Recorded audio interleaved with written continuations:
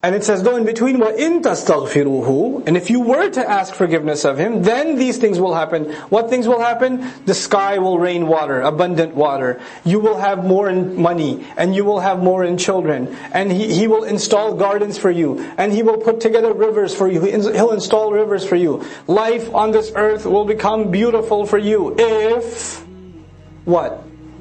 You ask Allah for forgiveness. This is a passage about what are the benefits of istighfar. We thought the benefit of istighfar is forgiveness. Obviously somebody's asking for forgiveness. The greatest thing they're hoping for is forgiveness itself. Forgiveness comes with these benefits. وَيُمْدِدْكُمْ بِأَمْوَالٍ وَبَنِينَ وَيَجْعَلْ لَكُمْ جَنَّاتٍ وَيَجْعَلْ لَكُمْ أَنْهَارًا. He'll put gardens out for you. He'll lay rivers down for you. مَا لَكُمْ. What is wrong with you people? لَا تَرْجُونَ لِلَّهِ وَقَارًا. You have no expectations from the grand nobility of Allah. You don't hope from Allah to show you dignity.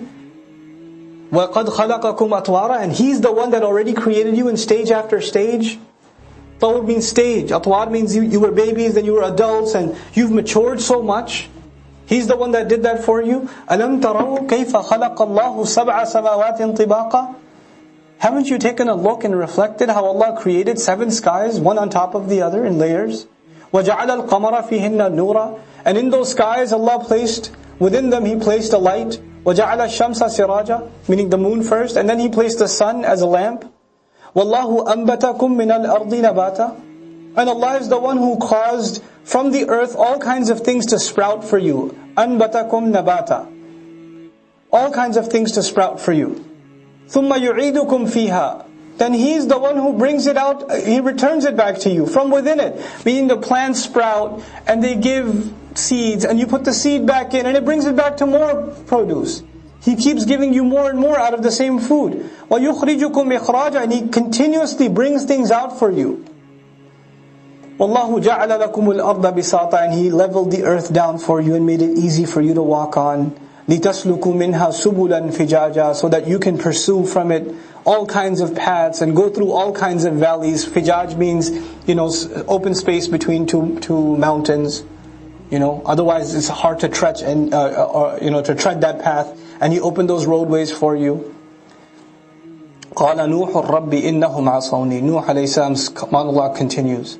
So it's this part was all. It's still continuously still. It's a conversation between Allah and Nuh is talking alayhi salam. Nuh is saying, I said this to them, I said this to them, I said this to them.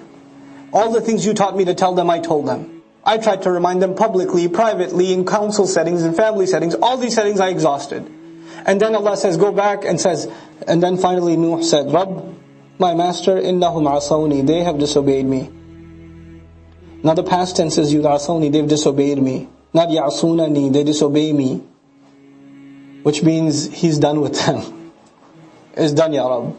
وَاتَّبَعُوا. And they have followed مَنْ لَمْ يَزِدْهُ مَالُهُ وَوَلَدُهُ إِلَّا خَسَارًا. They have followed someone who cannot increase them in wealth, nor can he increase them in children, except in more loss. That's the only thing that they can increase in now.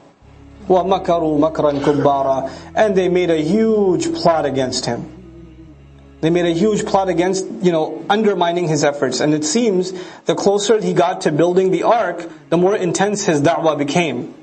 And so they started seeing some effect of his call and the warning, because he can imagine if he's got only 1 or 2 days worth of work left, he's really scared for these people. So he's going out of his way to warn them now like never before. So some people are getting a little shaken and they're being pulled towards him, and the leaders of their tribes see that. So they made a new plan, and their plan was to make people feel like if they accept Nuh's call, not only are they dumb, because they would think that the messengers, they're crazy people, etc. Don't follow a crazy person.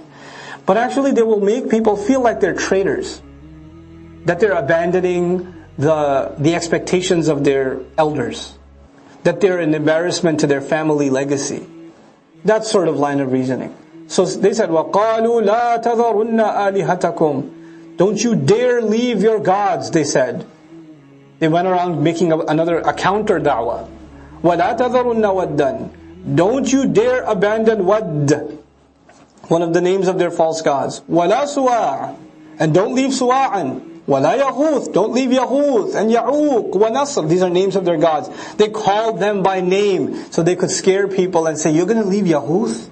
You're going to leave Nasr after all he's done for you? Have you forgotten his powers? Don't you think the curse will come on you, etc., etc.?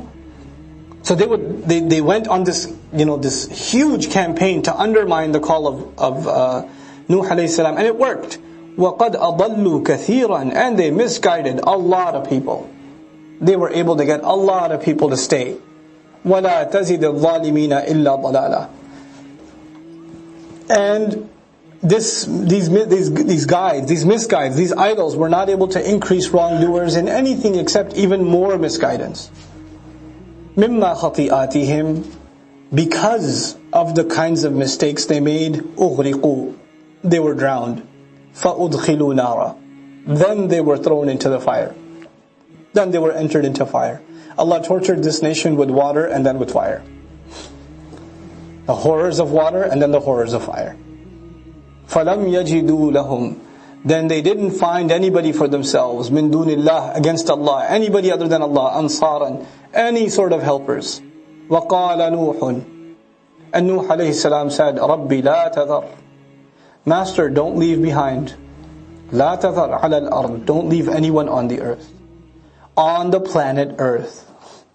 Don't leave anyone. مِنَ الْكَافِرِينَ, from the disbelievers. دَيَّارًا, not a single home. Not a single residence of a disbeliever should remain. Ya Allah, wipe them out entirely. How much must they have tested the patience of Nuh alayhi salam for him to say this? لا تذر على الأرض من الكافرين ديارا إنك إن تذرهم. Ya Rab, I know from experience, no doubt about it, if you were to leave them, spare any one of them, يُضِلُّوا عِبَادَكَ, they will not only be misguided themselves, that's bad enough, they'll misguide other slaves.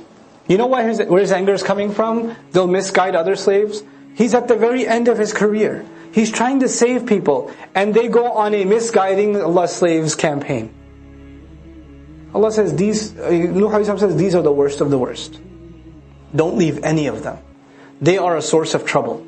وَلَا يَلِدُ إِلَّا فَاجِرًا كَفَّارًا, and they won't give birth to anyone except someone engrossed in sin, fajir, extremely sinful, impulsively sinful, and extremely ungrateful, kaffara.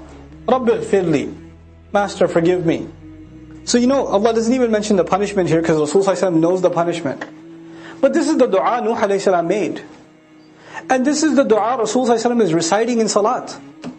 He's reciting Quran, he's reciting this dua. But he's not only thinking about the people of Nuh, is he?